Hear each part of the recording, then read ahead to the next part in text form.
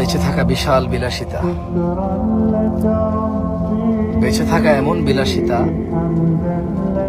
বেঁচে থাকা আল্লাহর এমন নিয়ামত যে মানুষ সুবহানাল্লাহ বললে আসমান আর জমিনের খালি জায়গাটা নেকিতে পরিপূর্ণ হয়। মানুষ আলহামদুলিল্লাহ বললে নেকির পাল্লা ভারী হয়ে যায়।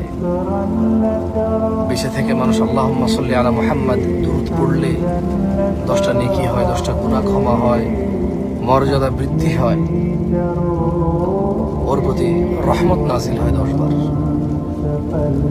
বেঁচে থাকলে ফজরের 2 রাকাত সুন্নত আদায় করলে দুনিয়াতে যা আছে এর চেয়ে বেশি কিছু পাওয়া যায়। বেঁচে থাকলে ফজরে 2, জোহরে 6, মাগরিবে 2, ইশায় 2, মোট 12 রাকাত সুন্নতে মুআক্কাদা পড়লে আল্লাহ সুবহানাহু ওয়া তাআলা জান্নাতে ঘর তৈরি করবে। যে ব্যক্তি প্রতিদিন 12 রাকাত সুন্নত আদায় করবে তার জন্য আল্লাহ একটা করে ঘর নির্মাণ করবে। সুবহানাল্লাহ।